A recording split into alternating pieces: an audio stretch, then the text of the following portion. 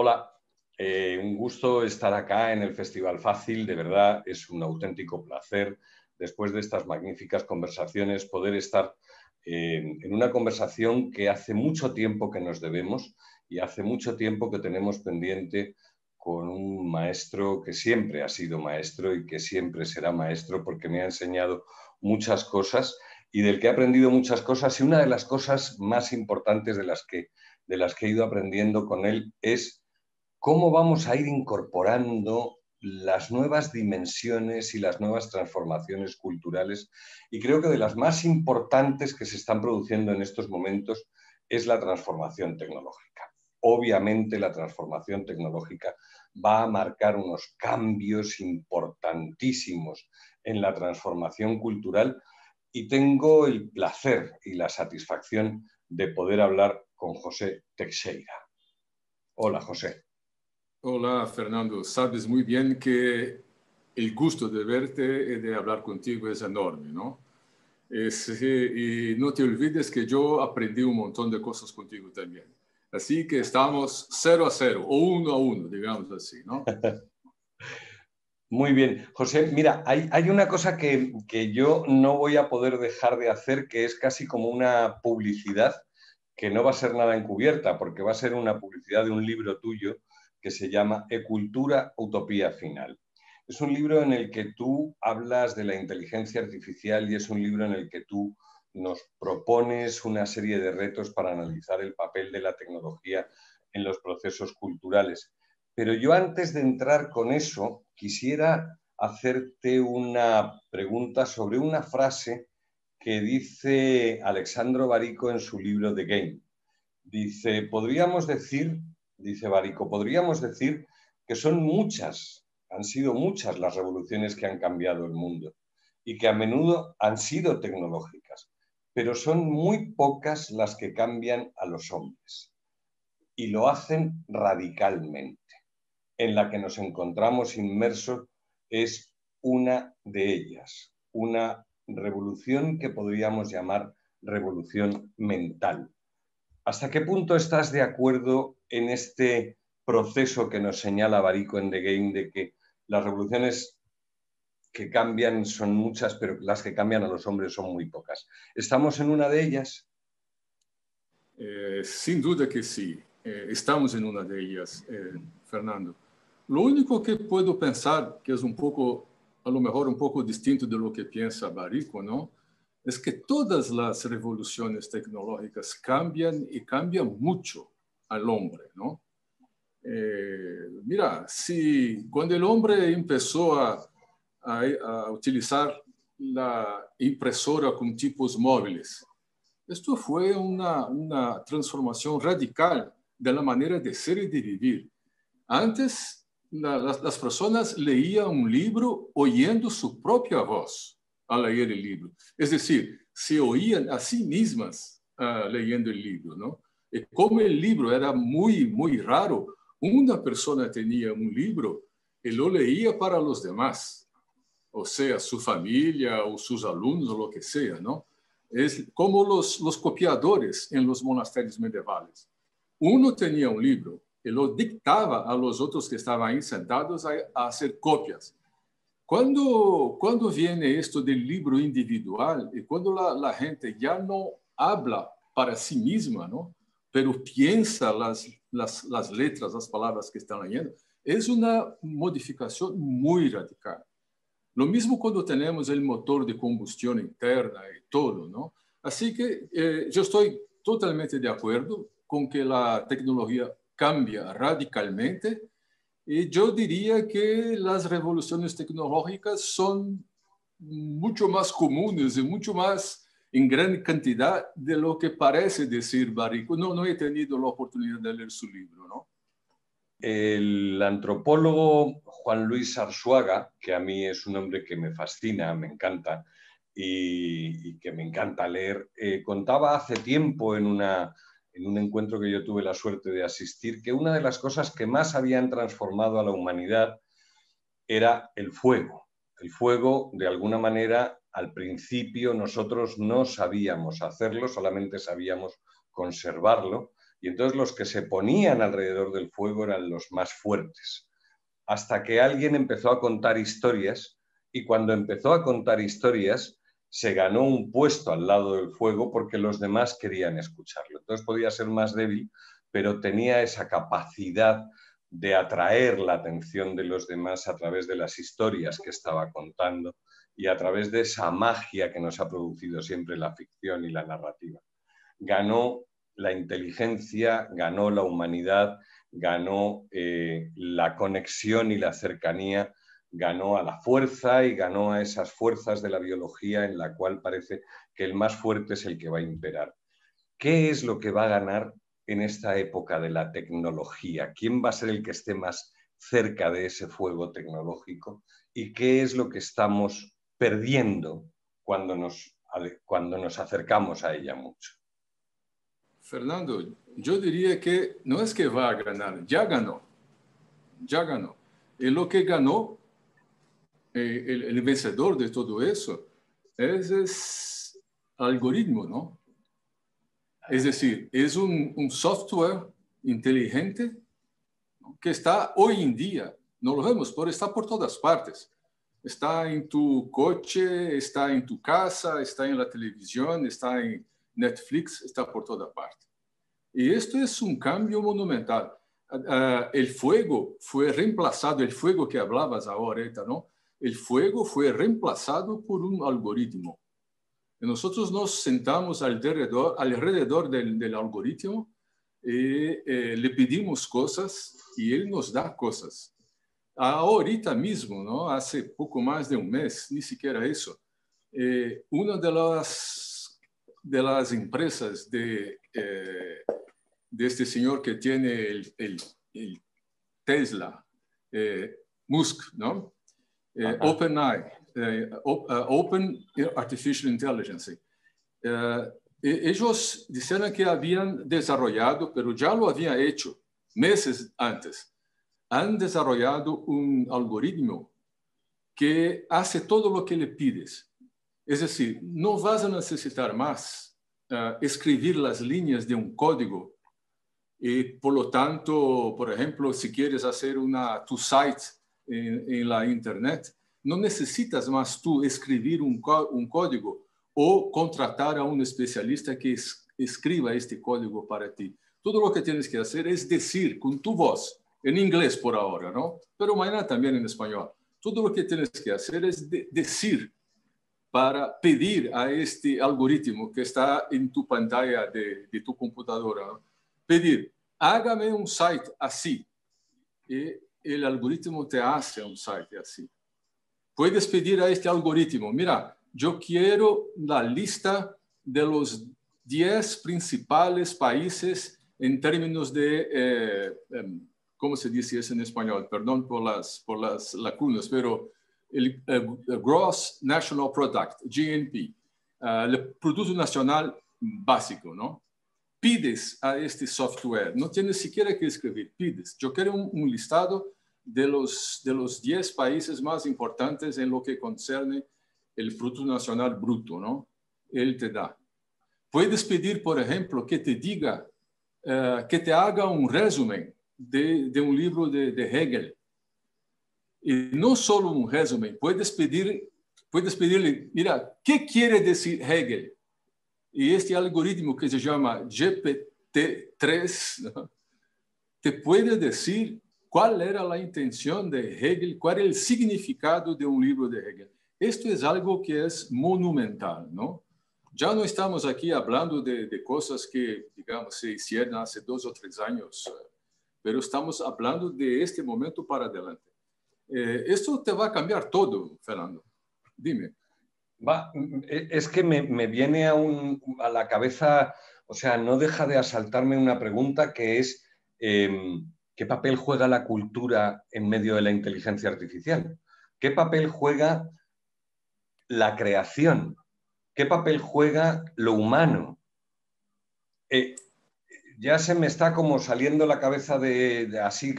¿Qué papel juega incluso lo divino? ¿Qué puñetas hacemos en medio de todo esto? O sea, cuando ya tengo un algoritmo como este. Mira, Fernando, esta es la pregunta de $1.000.000. Pero yo te diría que la respuesta es fácil y es un poco asustadora, ¿no? No vamos a tener un lugar tan importante como ya tuvimos por el pasado. Esto está muy claro. Este algoritmo del cual yo te hablaba, si le pides que haga, que escriba una novela como escribía Cervantes, por ejemplo, él lo puede hacer. Si le pides que haga una pintura como Picasso podría hacer, y una pintura que Picasso podría firmar, él te lo hace. Entonces, ese es un cambio brutal. Las tecnologías anteriores desplazaban un poquito el hombre, cambiavam um pouquinho tu vida, ¿no? Pouco a pouco, ¿no? Antes necessitabas um caballo para irte, não sei, de Paris a Londres. Depois ias com um navio a vapor. Depois tinhas o trem a vapor. Eram cambios pequenos, digamos, importantes, pero pequenos. Com um algoritmo como esse de OpenAI, o cambio é total. O cambio é total. Lo que tenemos que saber, y esto no sabemos todavía, ¿no? Es si este algoritmo, por ejemplo, puede pensar o si todo lo que hace es combinar patrones, ¿no? Que se dice patterns. Si puede pensar, estamos finitos. Ya no tenemos mucho más que hacer. Es sentar y gozar, si es que podemos hacerlo, ¿no? Es una cosa maravillosa lo de sentarnos y gozar, pero hay una pregunta que me acaba de llamar la atención con lo que has dicho. ¿Qué es pensar si no es combinar?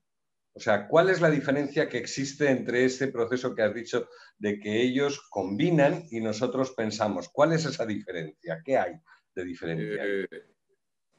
Puede que por el momento, Fernando, la diferencia está en las emociones y los sentimientos.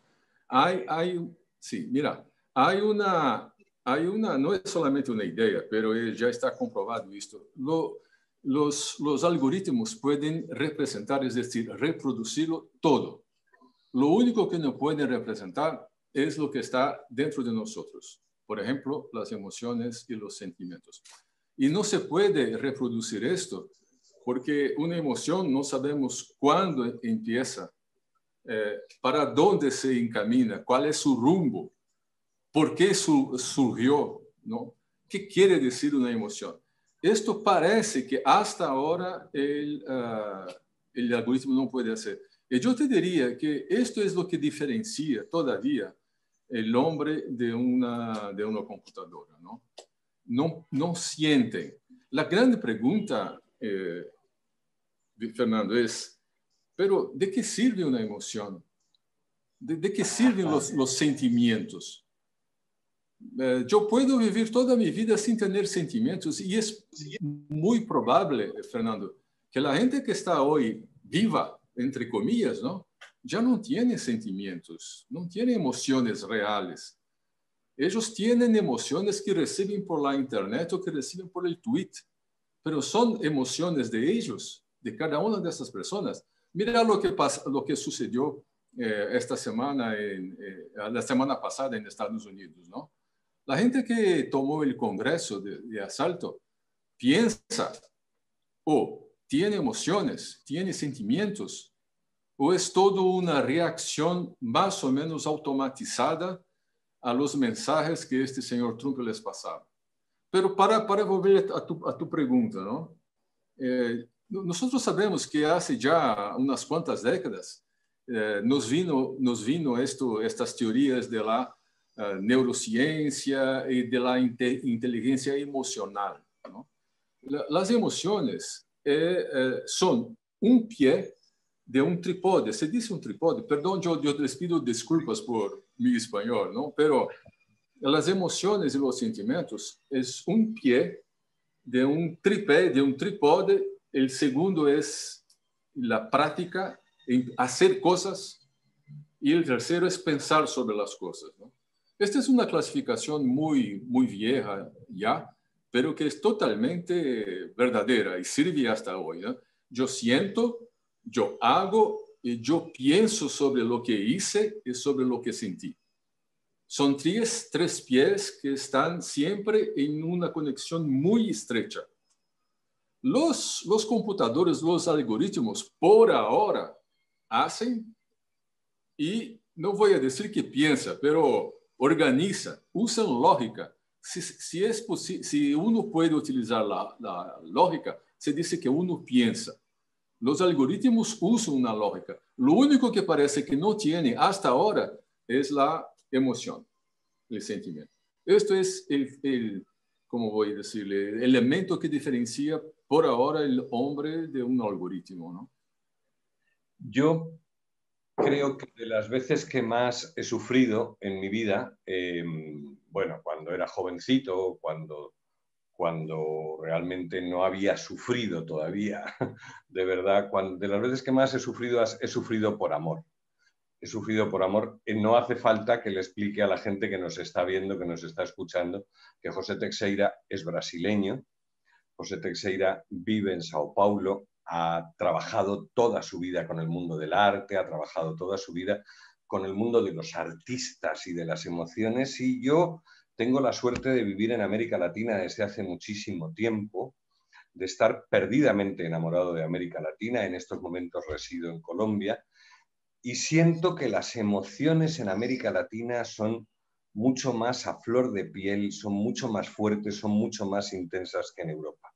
Cuando yo sufrí lo que sufrí por amor fue en Venezuela. Me enamoré de una venezolana que me abandonó vilmente, pero vilmente es que me dejó así como un estropajo en un basurero donde yo lloraba y lloraba. Y entonces ahí me empecé a plantear qué podía hacer para salir de aquel pedazo de dolor que tenía tan inmenso. Y alguien me explicó una teoría maravillosa en la que me dijo, mira, esa famosa creencia de la religión de la Santísima Trinidad no es nada más que lo que es el hombre. Padre, Hijo y Espíritu Santo no es más que pensamiento, sentimiento y emoción. La emoción te está matando. Pon por encima de ella al pensamiento. Yo decía, como si fuera tan fácil poner ahora el pensamiento. Sigo perdidamente enamorado de esta mujer que me ha abandonado. Dos cosas me vienen a la cabeza. Hay espacios de la civilización más emocionales y espacios de la civilización más intelectuales, es decir, ¿hay espacios de la civilización en los que la emoción pesa más que el pensamiento o no? O normalmente en la civilización pesa más el pensamiento. Y de nuevo, volviendo a la pregunta anterior, ¿cuál sería el papel de un intento de organizar la presencia de la cultura en los espacios emocionales? Bueno, Fernando, para empezar, yo haría una distinción bastante fuerte entre cultura y arte, ¿no? La cultura tiene mucho de emoción y de sentimiento, pero también tiene mucho de pensamiento. Tiene mucho de, digamos, de razón. El arte se supone que está mucho más tomada por las emociones y por los sentimientos, ¿no? La pregunta que podemos hacer, no sé si sigo bien en el rumbo que pusiste, ¿no? Pero la pregunta que se puede hacer es si es, por ejemplo, si el algoritmo va a reemplazar incluso el arte. Para seguir en esto de este nuevo algoritmo de esta empresa que se llama Open, inteligencia artificial abierta es su nombre en español, ¿no? Este algoritmo es capaz de pintar un óleo de Picasso que Picasso nunca hizo. Bueno, la pregunta, cuando Picasso hacía sus pinturas, ¿no?, sus lienzos, él estaba entregándose a sus sentimientos, a sus emociones, o estaba solamente haciendo una cosa del arte. No sé si me explico bien, pero uno puede mirar una obra de arte y tener todos los códigos de esta obra de arte, dónde viene, y cuántos colores tiene, cuál es la inspiración suprema, de quién este pintor fue alumno o no fue. Todo esto es la cultura del arte, es una razón del arte. Cuando Picasso pintaba sus lienzos, cuando pintó, por ejemplo, el retrato de su mujer Dora Maar, ¿estaba tomado por un sentimiento o era solamente una cabeza de razón?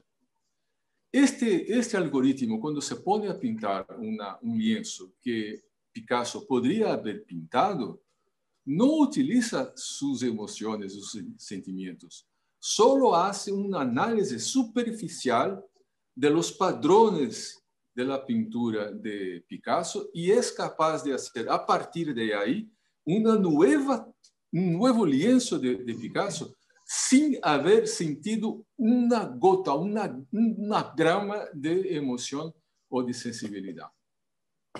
Mira, diga. Esto, sobre todo, lo que cambia son los hábitos de consumo, ¿no? Pues porque yo consumo a Picasso, aparte de porque me parezca genial, porque me emociona. Porque me emociona. Y lo que me emociona de Picasso es que lo que estás planteando es muy interesante. Lo que me emociona de Picasso es la técnica o la emoción de Picasso. Mira, pero lo que pasa, mira, ahora tenemos un problema, Fernando.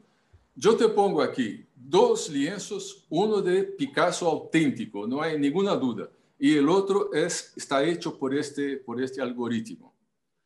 Si eres capaz de emocionarte con los 2 indistintamente, eso quiere decir que la emoción no tiene un rol en tu percepción estética.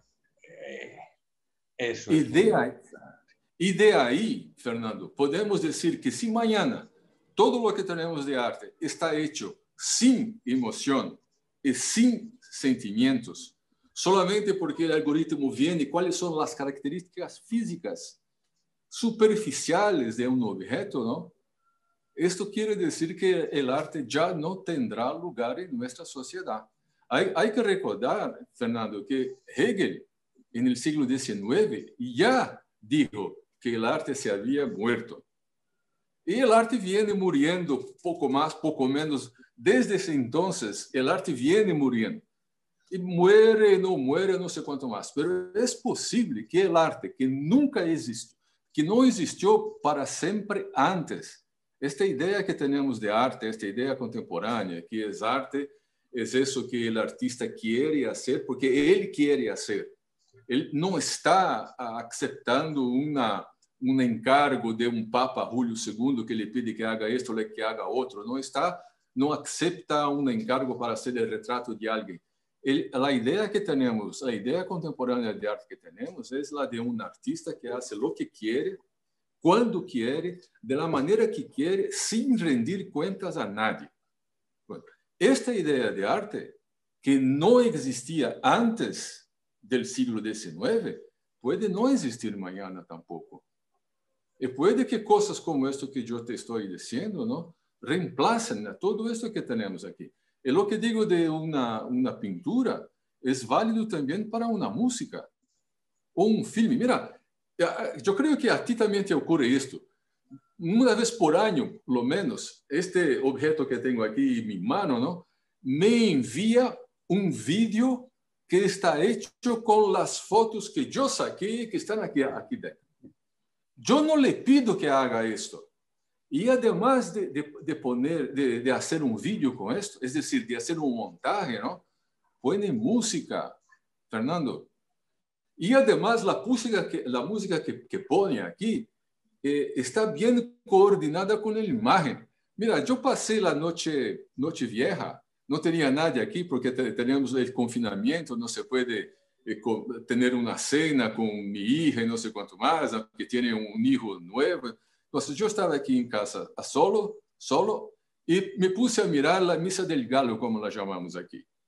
Yo creo que nunca había visto una Misa del Galo en mi vida, porque siempre a esta hora, a la medianoche, estamos en la mesa a comer y a beber no sé cuánto más. Eso es más importante que mirar la Misa del Galo. Desta vez yo estaba solo con la televisión y yo miré y saqué un montón de fotos. 2 semanas después, 10 días después, yo recibo un vídeo con todas las fotos que yo he hecho Y cuando el vídeo me enseñaba la fotografía de la cúpula de San Marco, el vídeo venía con una música romántica. No hay una cabeza por detrás de eso. Lo que hay, ¿de dónde sacó esto? Él sacó esto mirando, entre comillas, ¿no? Decenas de millares de documentales y de filmes, ¿no? Escuchando, entre comillas, y sabe asociar todo esto. Y esto quiere decir que todo eso que me estás contando, sumado a este periodo de confinamiento, va a ser la perfecta colonización. La colonización tecnológica, o sea, la colonización que hicieron los ingleses, la que hicieron los españoles, las colonizaciones que se han ido produciendo en el mundo, se van a quedar a la altura del betún, porque esta es la perfecta colonización. Ya el COVID está acabando con la idea de diversidad. O sea, ya nos estamos confinando, ya todo lo que viene de fuera tenemos que protegernos. Ya está acabando con la idea del espacio público. O sea, el espacio público ahora es un peligro, ya el espacio público no se debe frecuentar. Se han ido acabando con esos pocos logros que la cultura había ido consiguiendo, pero lo que me dices es que además la colonización va a ser tan absolutamente aplastante que no vamos a tener ni siquiera que emocionar. ¿Es tan grave lo que me estás diciendo como eso? ¿No voy a necesitar emocionar para sentirme vivo? Puede que te emociones, Fernando, pero te vas a emocionar con una cosa que jamás se emocionó mientras hacía el lienzo o mientras hacía el documental. Eso para mí es lo peor. Tú te vas a emocionar, pero te vas a emocionar con una cosa que no tiene emoción. Eso que decías del confinamiento, ¿no? Realmente estamos viviendo la tempestad perfecta. Teníamos ya toda esta situación de una cultura electrónica, la cultura digital, la cultura numérica, ¿no? Y encima nos viene esto del virus, que es un accidente que puede que sea natural o puede que sea artificial. Fue un accidente provocado en un laboratorio de China. No sé, no voy a discutir eso. Pero la verdad es que con este accidente tenemos realmente una tempestad perfecta.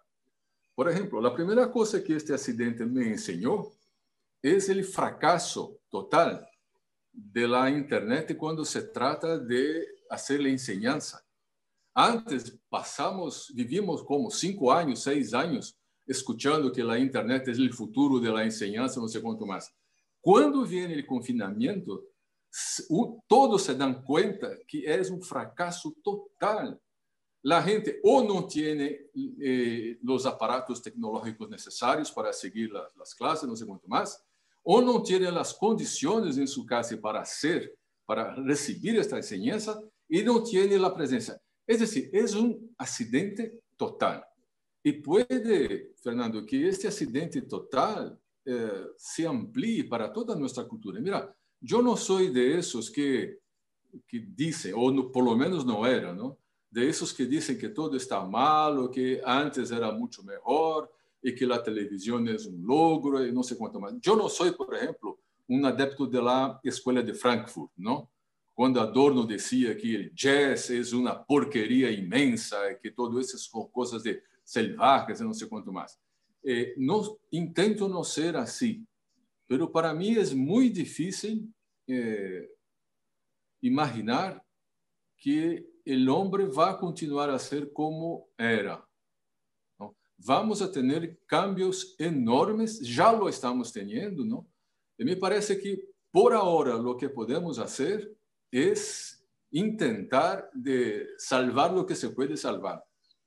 Yo me acuerdo del último libro, se me permite solo esto, ¿no? Sí. El último libro de Stephen Hawking, ese físico, ¿no? Que tenía un problema. Sí. Él dijo en su libro, mira,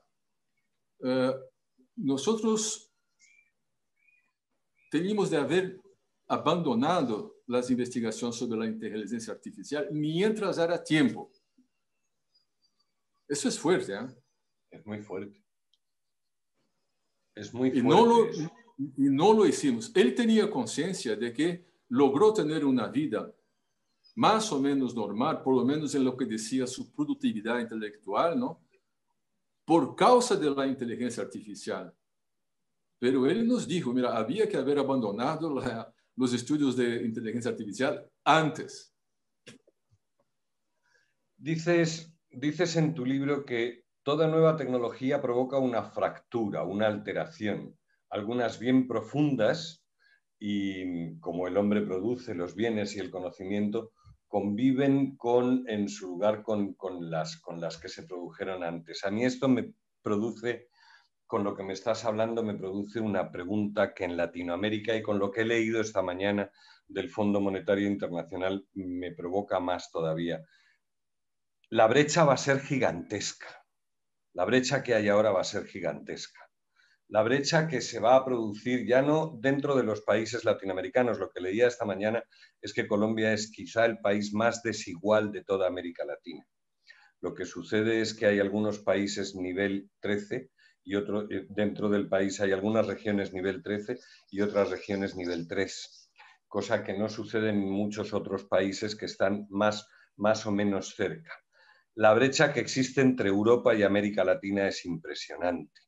La brecha que existe en estos momentos en los modelos de entender la cultura, ya no el arte, sino la cultura como forma de cohesión, de participación, de creación de inteligencia colectiva, no inteligencia artificial, esa va a ser una brecha absoluta y total. ¿Qué vamos a hacer con esa brecha por no haber dejado de pensar en la inteligencia artificial? Fernando, no sé, puede que esto sea una cuestión de terminología o de cultura, pero yo te diría que si tenemos una brecha, sería fantástico.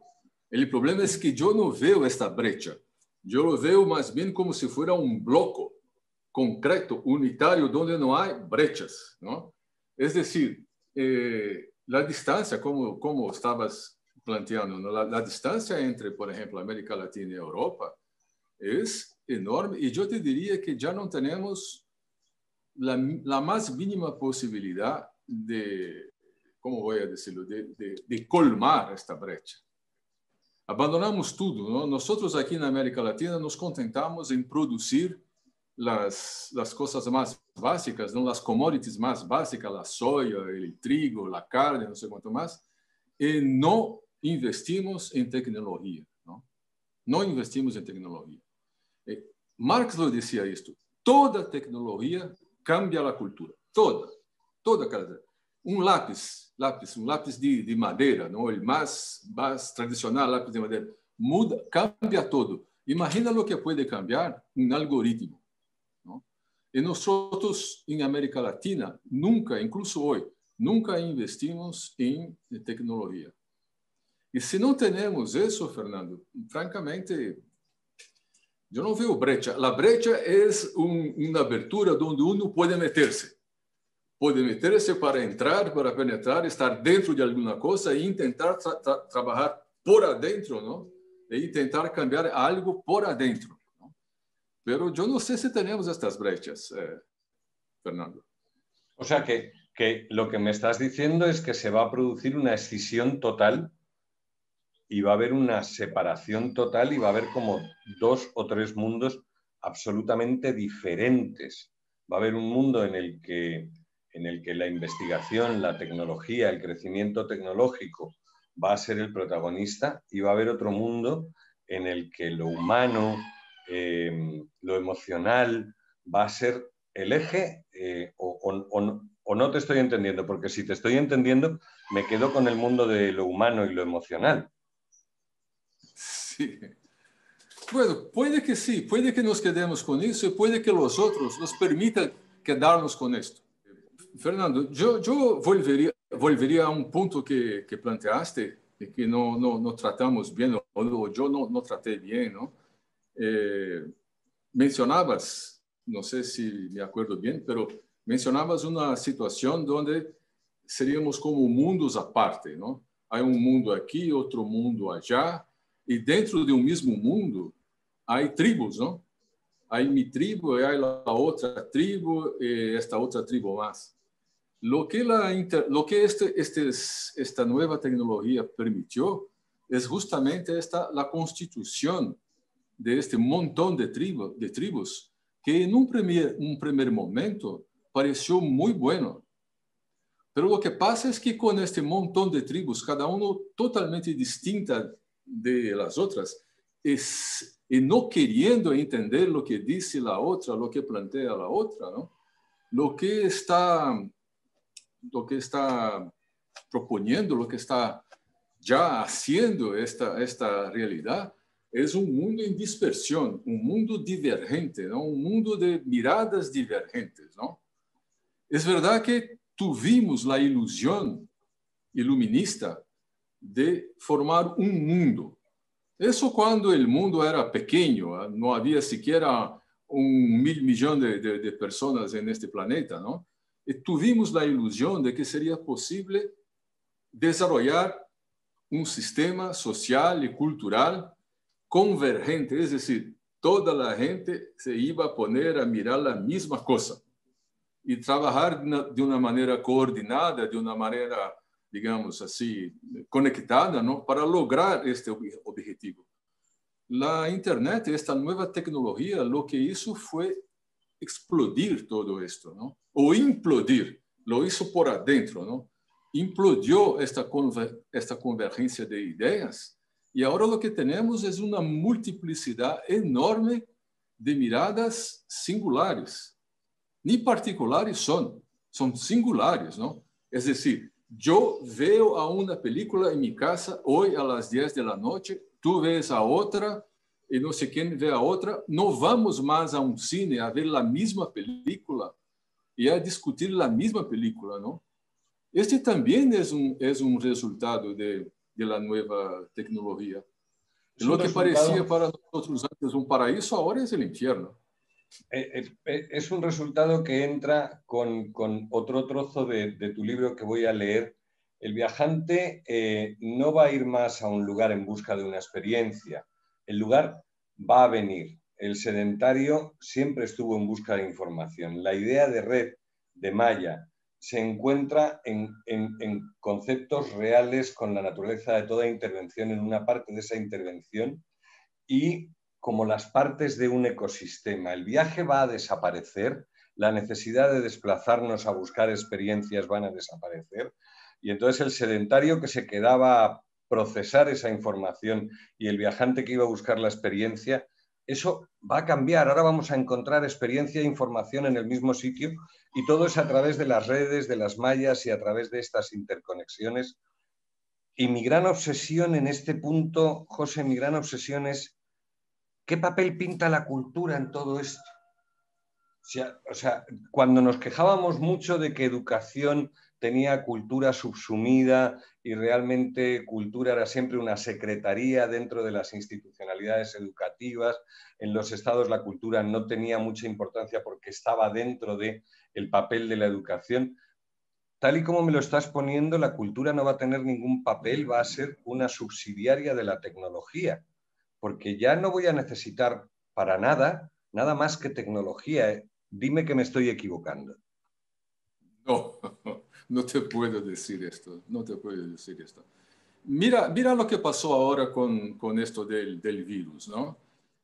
Nosotros siempre acreditábamos que la cultura es algo esencial. Pues cuando vino la pandemia, los negocios esenciales, a los negocios esenciales se les permitieron seguir abiertos, pero todo lo que era cultura se cerró. Los teatros se cerraron, los cines se cerraron, los conciertos, todo se cerró. ¿Cuál es el significado de esto? La cultura no es esencial.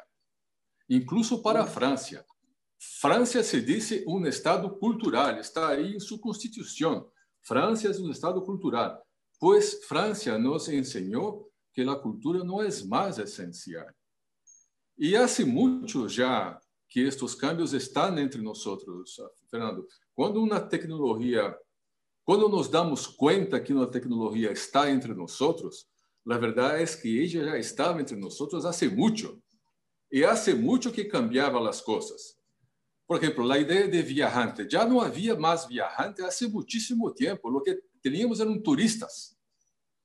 Turistas es otra cosa. El turista se va a Madrid o se va a París y se saca un selfie delante de la Mona Lisa o delante de lo que sea, ¿no? Pero no experimenta Mona Lisa, no experimenta el Louvre, no experimenta nada. Él no tiene experiencia. Entonces, quedarse en su casa y mirar un documental o irse a París para sacarse selfies es lo mismo. No hay experiencia realmente. La idea de experiencia, como la definía Benjamin, ¿no? Es decir, estar físicamente en un lugar, sacar de esto que es de este lugar, de todo lo que está pasando en este lugar, algo que te pueda decir para ti de una manera muy fuerte. Esto ya no existe hace mucho. O sea, que se alteran completamente las oportunidades de la convivencia, porque una de las cosas que daba el viaje, el traslado, era la convivencia con un distinto, con un diferente. Esto quiere decir que la diversidad como proceso de aceptación de las diferencias va a desaparecer. Mira, Fernando, yo no sé si es peor que eso, pero yo te diría que ahora, como estamos, la diversidad va a existir, porque ese fue el discurso que estamos escuchando, ¿no? Y que nosotros mismos dimos eco a este discurso, ¿no? Es un discurso que hace mucho ya que está aquí. Hay que ser distinto, hay que tener diversidad. Y la diversidad hay, pero el problema que creamos es que una diversidad no habla con la otra diversidad. Ya. Es que una diversidad no entiende y no quiere entender y no quiere aceptar lo que la otra dice. Estamos surdos para la diversidad. Esto es lo que creamos. ¿No? No es muy distinto de lo que nos propone la nueva tecnología. Pero entonces a lo que vamos es a que necesitamos reestructurar completamente todo el concepto de para qué serviría, para qué se construiría un Ministerio de Cultura en un país. Para Sí. qué, sí, ¿verdad? Tendríamos que repensar completamente eso. Sí, Fernando. Vamos otra vez, ¿no? Tomar un ejemplo de estos últimos días aquí, ¿no? Twitter, Facebook, WhatsApp cerraron la cuenta de este señor Trump. Cerraron la cuenta. La gente se está dando cuenta que una persona en Facebook que responde por Facebook y por WhatsApp, ¿no? Porque Facebook compró a WhatsApp. Una persona en Twitter decidió sacar del señor Trump la posibilidad de utilizar este medio de comunicación. A mí me parece esto muy bien, está muy bien, y lo hicieron muy tarde. Pero la verdad es que una persona ahora decide los destinos de la utilización de un vehículo cultural. No es un Ministerio de Cultura que lo está haciendo, no es el Departamento de Interior con su policía que lo está haciendo, es una persona que lo hace. Eso es gravísimo. ¿Qué puede decir para nosotros un Ministerio de Cultura sobre eso, por ejemplo? Yo, francamente, ahora, dime.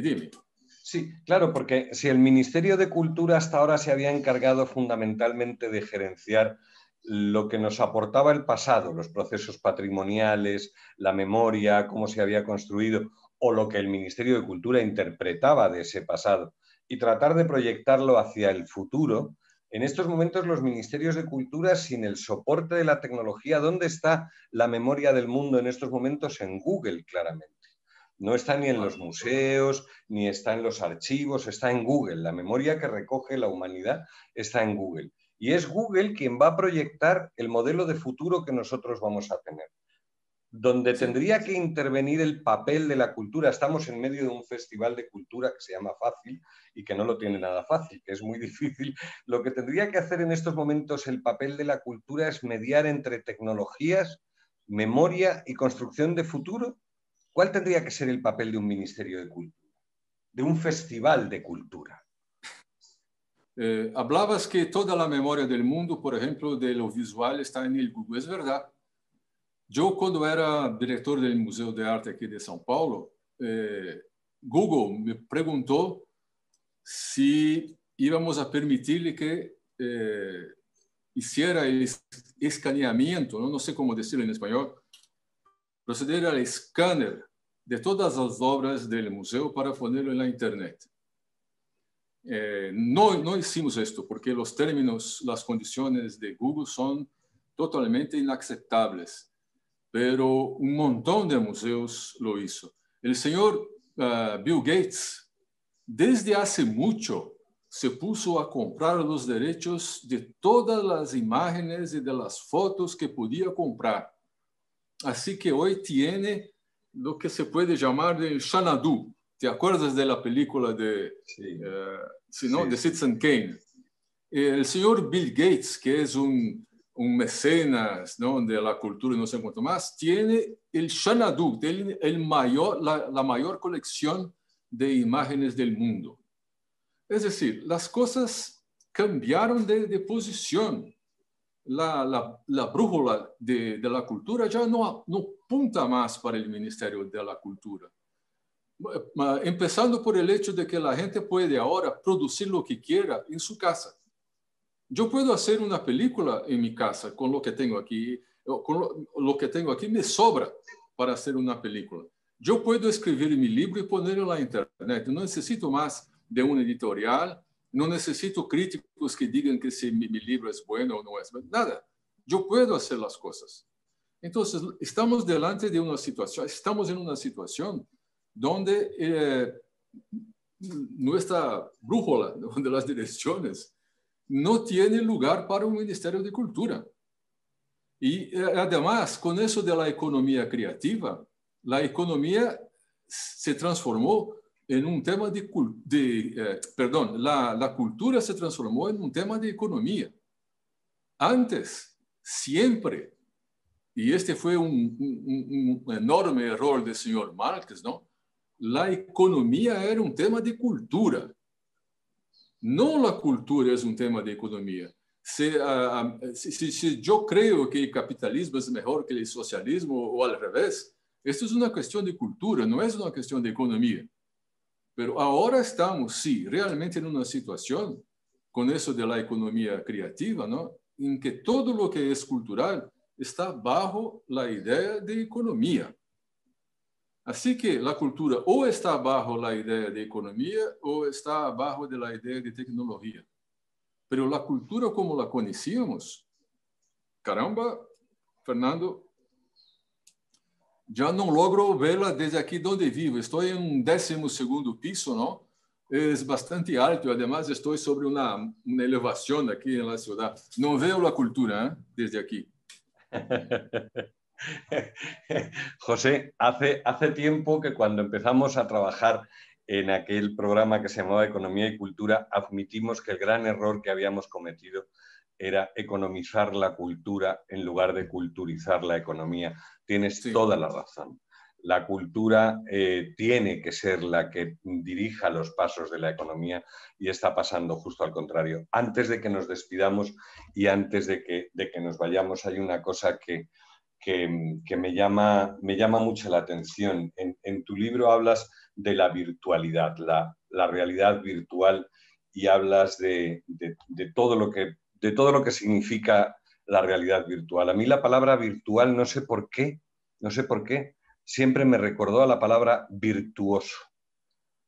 La virtualidad tiene algo que ver con lo virtuoso, con aquello que o puede ayudarnos a tener algo que ver con lo virtuoso, con aquello que nos devuelve la humanidad, que nos devuelve como el placer, el virtuosismo, el placer de ser virtuosos, el placer de estar cerca de la creación, cerca de la construcción de seres humanos diferentes, o la virtualidad nos va a separar de eso. A mí me gustaría mucho, Fernando, que fuera así como lo describes tú ahora, ¿no? Puede que lo que he dicho aquí suene un poco catastrófico para la gente, pero en mi corazón no lo creo totalmente. Yo sigo escribiendo libros, ¿no? Yo sigo mirando películas, aunque sea Netflix o aunque sea, no sé, en un site de películas raras, no sé cuánto más. Es decir, que yo sigo creyendo en el poder de la cultura. De otra parte, hace mucho ya que nosotros vivimos en lo virtual, ¿no? Nuestros sueños es el mundo del virtual. Les damos una importancia enorme. Cuando nos quedamos frente a un lienzo de Picasso, de Rembrandt, mergulhamos en un mundo virtual, que es totalmente virtual, ¿no? La construcción que nos hacemos del mundo, de nuestro mundo, de un mundo que podría ser mejor que este, es totalmente virtual. Es decir, que el hombre vive en el virtual, en lo virtual, mucho antes de que la gente se pusiera a hablar de esto. Ya estamos acostumbrados con lo virtual, ¿no? Virtual, por una otra etimología un poco imaginaria, quiere decir también la virtud, es decir, el valor, ¿no? El valor de afirmación incluso, ¿no? Y puede que sea así. El hombre, si creemos, Fernando, en una teoría de la evolución ampliada, ¿no? No vamos a parar aquí donde estamos ahora. Éramos unos vermes quando empezamos, ¿no? No sei se vermes quiere decir lo mismo que en portugués, pero éramos uns, ¿cómo se dice? Vermes, uns vermecitos. Éramos un... Dime, Fernando. No, no, es que no sabría traducir tampoco vermes, como unos enganchecitos. Sí, unos seres muy pequeñitos que mal Sí. salían del agua, ¿no? Y se fuera a la tierra, no sé cuánto más, y aquí estamos nosotros. Pero ¿por qué hemos de creer que nosotros somos el ápice, el punto final de la evolución? A nosotros nos gusta creer en eso, pero la verdad es que somos demasiado antropocéntricos. Nosotros queremos que todo lo que hay tenga nuestra cara, tenga nuestra característica, sea como nosotros. Pero es muy probable que donde estamos ahora en la humanidad no es nada más que un punto de una evolución que va a seguir. ¿Y que va a seguir rumbo a qué? Rumbo a lo que dice el señor Rey Kurzweil, ¿no? Ele vai a seguir rumo a um homem maquínico, um homem que é uma parte homem e uma parte máquina, antes que se transforme em uma máquina total. Esto a nosotros nos horripila, ¿no? Es algo que nos hace que nos... Pero la evolución es así. En el punto donde estamos, yo te diría que todavía hay espacios evidentes para la cultura como la conocíamos antes, que es una cultura que ya no conoce nuestros jóvenes, ¿eh? Tienen otra experiencia. Parece que ellos están en el mismo ambiente cultural que nosotros, que tenemos nuestra edad, pero no están. Están en otra parte. Y nuestro mundo no se comunica muy bien con su mundo. Esto es evidente por el uso que hacen del Twitter, del WhatsApp, de TikTok y no sé cuánto más. Y que nosotros no hacemos. Ellos ya están en otra cultura, ¿no? Tenemos que adaptarnos a esto. Así como nuestra cultura es totalmente distinta de la cultura del señor Marx en el siglo XIX. Totalmente distinta de la cultura del señor Freud. Yo creo que tenemos que adaptar. Y la señal de inteligencia no es pensar mucho, es pensar bien, es adaptarse, ¿no? Yo creo que esta es la lección del señor Darwin, ¿no? Inteligencia es adaptación. Perfecto. Pues yo creo que con esto le damos un cierre maravilloso.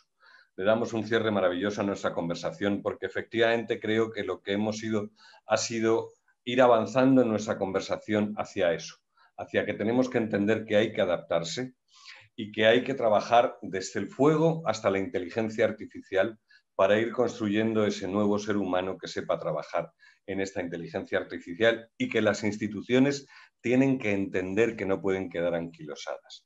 Esa obsesión con la que yo te he perseguido durante toda nuestra conversación sobre el papel del Ministerio de Cultura tiene que adaptarse, tiene que entender que lo que estaba haciendo ya no va más y tiene que empezar a hacer cosas nuevas. y agradecer a Fácil y agradecer a este Festival de Cultura que nos haya dado la oportunidad, querido José, de volver a encontrarnos, que hacía mucho que no nos veíamos y ojalá no dejemos pasar tanto tiempo y nos volvamos a ver, por favor, físicamente para darnos un abrazo dentro de poco. Muchas gracias. Pues, Fernando, para mí fue realmente un gusto muy grande. Tengo que decir que conduciste muy bien esto. Si esto salió bien para los espectadores, para el público, es porque subiste conducir de una manera muy sencilla, pero muy fuerte y muy bien planteada las cuestiones que me permitieron volar un poquito. A ti te agradezco de una manera muy particular, Fernando. Pues muchísimas gracias a todos nuestros espectadores, de verdad, muchísimas gracias a nuestros espectadores. Espero que hayan disfrutado su presencia y su estancia con nosotros y la conversación tanto como la he disfrutado yo. Muchas gracias y espero que nos sigamos viendo. Gracias.